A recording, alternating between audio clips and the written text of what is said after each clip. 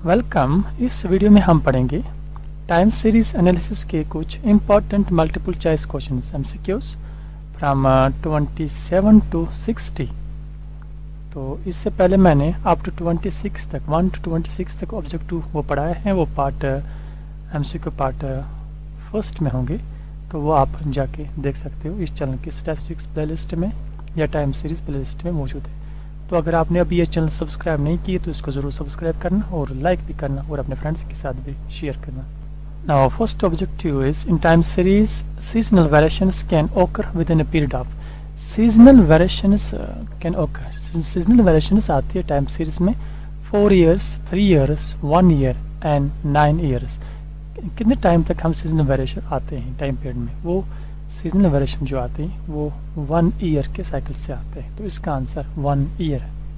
No next is wheat crops badly damaged on account of rains is. तो rain की वजह से crop damage हुआ। तो रेन ये आती है, अचानक आ सकती है रेन, तो इसको क्या कहेंगे हम? इस व्हीट क्रॉप के डैमेज होने को ये किस में आएगा, कौन से मोमेंट में आएगा? Cyclical moment and random moment, scalar trend, seasonal moment. तो इस रैंडम मोमेंट का दूसरा नाम भी है इरेगुलर ट्रेंड या इरेगुलर मोमेंट भी कहते हैं, तो इसका आंसर इरेगुलर मोमेंट में आएगा। Next is the method of moving average is used to find the method of moving average. Moving average हम किस लिए इस्तेमाल करते हैं? टू फाइंड, क्या फाइंड करने के लिए? Scalar trend, seasonal variations, cyclical variations and irregular variations. Moving average method use किया जाता है स्केलर ट्रेंड निकालने के लिए, तो इसका answer A part. Now next is complete cycle consists of a period of. Complete cycle, एक साइकिल कब हम कंप्लीट कहते हैं कि एक कंप्लीट साइकिल हुआ? prosperity and depression, prosperity and recovery, prosperity and recession, recession and recovery। तो ये कंप्लीट साइकिल हम मानते हैं prosperity and recession। जब ये कंप्लीट होगा तो इसका आंसर सी पार्ट है, तभी हम कंप्लीट वन साइकिल, एक साइकिल कहते हैं। Now next is a complete cycle passes through 2 stages, 3 stages, 4 stages and difficult to tell. A complete cycle जो पास होता है वो 4 स्टेज से, टाइम सीरीज में 4 स्टेज के थ्रू पास होगा, तभी हम उसको कंप्लीट साइकिल कहते हैं, जब वो 4 स्टेज क्रॉस करेगा। Most frequency used mathematical model of time series. कौन सा मॉडल, क्योंकि टाइम सीरीज के एडिटिव मॉडल भी, मल्टीप्लिकेटिव मॉडल भी है, तो कौन सा मॉडल यूज़ किया जाता है मोस्ट फ्रीक्वेंटली या फ्रीक्वेंसी का जो ज़्यादा यूज़ किया जाता है? Additive model, mixed model and multiplicative model, regression model. इसमें से जो ज़्यादा यूज़ किया जाता है वो है मल्टीप्लिकेटिव मॉडल। इसी मॉडल को टाइम सीरीज में मोस्ट फ्रीक्वेंटली यूज़ किया जाता है, सी पार्ट इसका answer. A time series consists of no mathematical model, 1 mathematical model, 2 mathematical model and 3 mathematical models। तो मैंने आपको टाइम सीरीज में पढ़ाया है, अगर नहीं देखा है आपने वो इस चैनल के स्टैटिस्टिक्स प्लेलिस्ट में भी और टाइम सीरीज प्लेलिस्ट में, दोनों में मौजूद है टाइम सीरीज के बहुत सारे सभी वीडियोस, जिनमें मैंने आपको डिटेल में समझाया था कि टाइम सीरीज क्या है, इसके मॉडल्स क्या है और मेथड्स क्या है और कंपोनेंट्स क्या है। तो टाइम सीरीज के जो मॉडल्स है जो यूज़ किए जाते हैं वो है 3 मैथमेटिकल मॉडल्स हम इसमें यूज करते हैं, इसका answer D part. Now next, in straight line equation y is equal to a plus B X. a is the, ये a क्या है इस इक्वेशन में? This is x intercept, slope y intercept, none of them. ये जो a है ये y intercept है, तो y is y upon x। तो अगर इक्वेशन होगी x अपॉन y, आप ऐसे याद रखिए, अगर x यहाँ पर होगा y की जगह पर और y x की जगह पर होगा, तो उस वक्त यहाँ पर ये a होगा x intercept.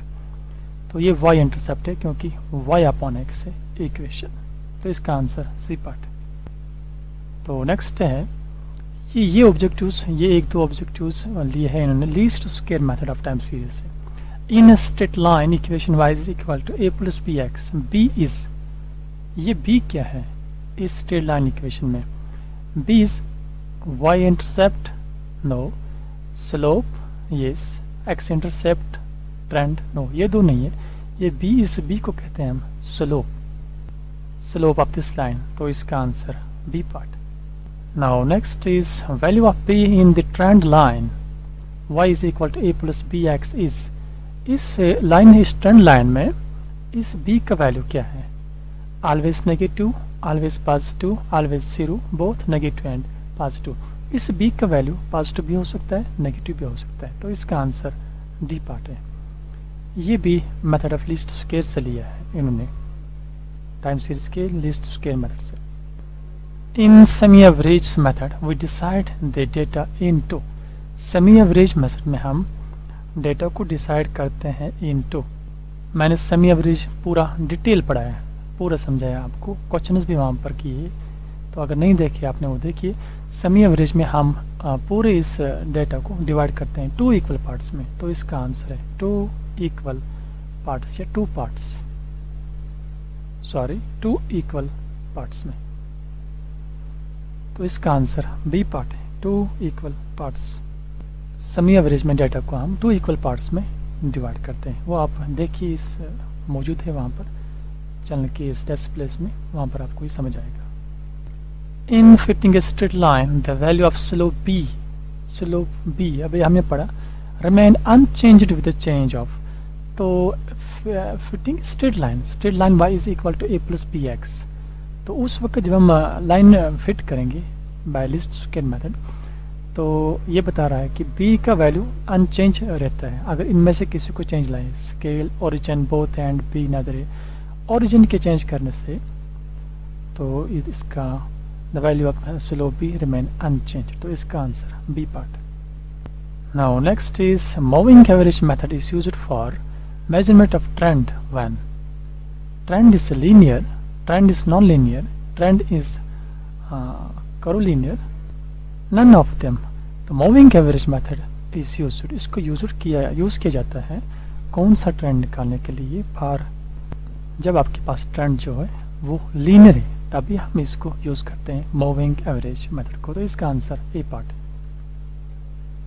Now next is when the trend is of exponential type, the moving average are to be computed by using arithmetic mean, geometric mean, harmonic mean, weighted mean। तो जब एक्सपोनेंशियल टाइप का हमारे पास trend है तो उस वक्त हम use करते हैं जियोमेट्रिक मीन मूविंग एवरेज में। मूविंग एवरेज को कंप्यूट करने के लिए हम जियोमेट्रिक मीन यूज करते हैं, तो इसका answer B part. The long term trend of a time series graph appears to be long term trend and short term trend, ये दो वर्ड्स में आते हैं। तो लॉन्ग टर्म ट्रेंड का जो ग्राफ वो कैसे अपीयर होता है? Straight line, upward, downward, parabolic करो और 3rd डिग्री करो, तो इसका आंसर डी पार्ट है। Long term trend of time series का जो ग्राफ है वो अपीयर ऐसे लगता है पैराबोलिक करो की तरह या 3rd डिग्री करो, इसका answer D part. Now next is indicate which of the following an example of seasonal variation is, तो इनमें से कौन सा seasonal variation है? A, B, C and D। Death rate decreased due to advance in science, the sale of air condition increases during summer, ऊपर से लिखा है सीजन, यहाँ से आया समर वर्ड, तो इसको याद रखिए, तो ये सीजन से रिलेटेड, तो सीजनल वेरिएशन इसमें बी पार्ट आएगा। Recovery in business, sudden causes, recovery in business ये साइकिल वेरिएशंस में आता है और सडन चेंजेस ये इरेगुलर में आता है, तो इसका आंसर यहाँ पर बी पार्ट है। The sale of air condition increase during summer, तो ये आएगा आपका सीजनल वेरिएशन में, तो सीजनल वेरिएशन हुई। The most commonly used mathematical model for measuring the trend is moving average method, semi average method, method of least square, none of the above. जो method ज़्यादा use किया जाता है और mathematical model है trend निकालने के लिए वो है मेथड ऑफ लीस्ट स्क्वायर। तो टाइम सीरीज में ये मेथड ज़्यादा कॉमनली यूज होता है, मेथड ऑफ लीस्ट स्क्वायर। तो इसका answer C part. A trend is the better fitted trend for which the sum of squares of residual is maximum, minimum, positive, negative, minimum. A trend is the better fit. Better fit उसी वक्त हम कहते हैं sum of square जब आपके पास हो minimum। इसका answer B part. Decomposition of time series is called। Decomposition अलग-अलग करना, इनखिला करना। तो टाइम सीरीज को जब हम टाइम सीरीज को डिकम्पोजिशन करेंगे उसको हम क्या नाम देते हैं, उसको कहते हैं हम एनालिसिस ऑफ टाइम सीरीज। तो इसका answer B part. Now next is the fire in a factory is an example of. एक फैक्ट्री में फायर, आग लग गया। तो आप बताइए, ये सिक्युलर ट्रेंड है, सीजनल मोमेंट है, साइक्लिकल वेरिएशंस, इर्रेगुलर वेरिएशंस। तो ये किस में आएगा, चार में से एक में आएगा। इसका आंसर है इर्रेगुलर वेरिएशंस, क्योंकि इर्रेगुलर वेरिएशंस फायर तो कंटिन्यू अचानक आ जाता है। तो जब रैंडमली कोई चीज़ है, कोई वेरिएशन आए टाइम सीरीज में, तो वो हम लेते हैं इर्रेगुलर वेरिएशंस में। तो इसका आंसर डी पार्ट है। Increase demand of admission in the subject of computer in Kashmir. Computer subject में demand, increase in demand of admission subject, computer subject में डिमांड इंक्रीज हो गई कश्मीर में। तो किस में हम लेंगे ये, secular trend, cyclical trend, seasonal trend and irregular trend. ये जो आएगा ये ट्रेंड सिक्युलर ट्रेंड में आएगा। तो इसका answer A part. Next is damage due to floods, droughts, strikes, fires and political disturbances are. तो ये इसकी वजह से डैमेज हुई, सैलाब की वजह से, खुश्क की वजह से, स्ट्राइक्स की, हड़ताल की वजह से, फायर्स एंड पॉलिटिकल डिस्टर्बेंस। तो ये सब किस में आएंगी, तो वेरिएशन तो आई होगी। ट्रेंड, सीजनल, साइकिल, ये इर्रेगुलर वेरिएशन है, क्योंकि ये रेगुलर नहीं आ सकती।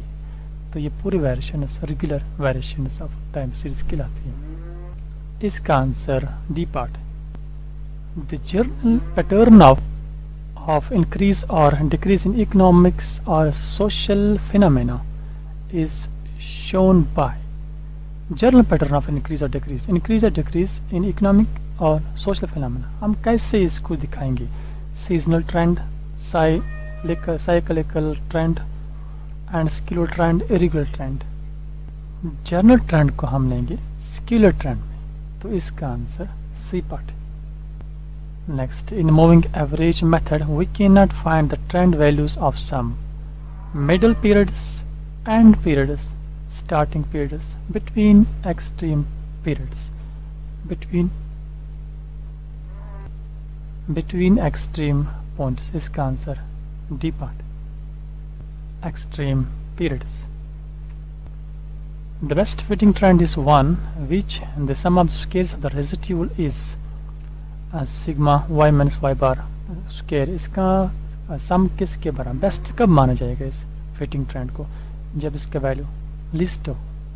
तो इसका answer B part. In fitting of straight line the value of slope remains unchanged by change of origin.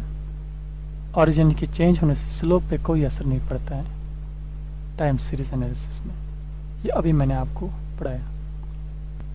Depression in business is scalar trend, cyclical trend और seasonal irregular। कौन सा ट्रेंड है डिप्रेशन बिजनेस में? चूंकि ये stages आते हैं तो इनमें से किस ट्रेंड में लेंगे? बिजनेस के जो ट्रेंड्स वो हम साइक्लिकल वेरिएशंस में लेते हैं। तो इसका answer B part. In fitting of straight line sigma y minus Y bar whole square is equal to 0. All the observed y values lie on the line. All the y values are greater than corresponding values. All the y values are positive, none of them above। जिस समय ये equal to 0 होगा तो उस वक्त हम all the observed y values lie on the line। इसका answer A part. ये भी लिया है इन्होंने लीस्ट स्क्वायर मेथड से, least square method of time series. Next is semi-average method is used for measurement of trend when trend is linear, absolute data contains yearly values. The given time series contain odd number of values. None of them. Semi average method use किया जाता है कब? Measurement of trend. किस वक्त? उस वक्त क्या condition होगी इन चार में से? When trend is linear, जब लीनियर ट्रेंड होगा तो उसी वक्त हम सेमी एवरेज मेथड यूज करते हैं। तो ये linear and non linear trend, ये भी मैंने टाइम सीरीज के वीडियोस में पूरा पढ़ा है, वहाँ पर जाके आप इसको पढ़ सकते हो। अगर आप नहीं देखे वो देखिए तो आपको ये ऑब्जेक्टिव्स फिर सॉल्व करने बहुत ईजी होंगे। Next is moving averages give the trend in a straight line, measure the seasonal variations, smooth out the time series. None of them. Moving averages क्या है? Moving averages smooth out the time series. इसका answer C part. Now next is the rise and fall of time series over periods longer than 1 year is called. एक साल से ज़्यादा rise or fall of time series को क्या कहते हैं? Scalar trend, seasonal variation, cyclical variation, regular variation. इसको हम कहते हैं साइक्लिकल वेरिएशन। एक साल से ज़्यादा जब आपको राइज और फॉल टाइम सीरीज में कोई भी चेंज आती है तो उसको हम साइकिल के हिसाब से आते हैं तो उसको हम साइक्लिकल वेरिएशन में लेते हैं। Longer than period of 1 year, इसका answer C part. Next is a time series has 2 components, 3 components, 4 components, 5 components. Time series है 4 components, इसका आंसर सी पार्ट है। Now next is the multiplicative time series model is. Time series का multiplicative model कौन है? ये y = t + s + c + i। तो ये आप ये देख लीजिए, ये नहीं है, ये भी नहीं है वाइज, ये लाइन है y = a + b, ये बनी। इसका आंसर ये है, y = मल्टीप्लिकेटिव मॉडल है, तो इसका आंसर बी पार्ट है। Now next is the additive model of the time series is. इनमें से कौन सा टाइम सीरीज का एडिटिव मॉडल है? ये है, ये आप याद रखिए, t + s + c + i, ये आना चाहिए इसमें सब। 4 ये वेरिएशंस, तो ये मल्टीप्लिकेटिव में भी 4 और एडिटिव में भी 4 है, तो इसका आंसर ए पार्ट है। तो ये थे आज के इम्पॉर्टेंट एमसीक्यूज जो हमने डिटेल में पढ़े। अभी और भी कुछ एमसीक्यूज हैं, वो मैं नेक्स्ट क्लास में आपको पढ़ाऊँगा। पार्ट ये मैं पार्ट 3 में पढ़ाऊँगा। टाइम सीरीज पार्ट 3 में होगा ये एमसीक्यूज में। तो अगर आपने अभी ये चैनल सब्सक्राइब नहीं किए तो इसको ज़रूर सब्सक्राइब करेगा और लाइक भी करेगा और अपने फ्रेंड्स के साथ शेयर भी करेगा। Thank you.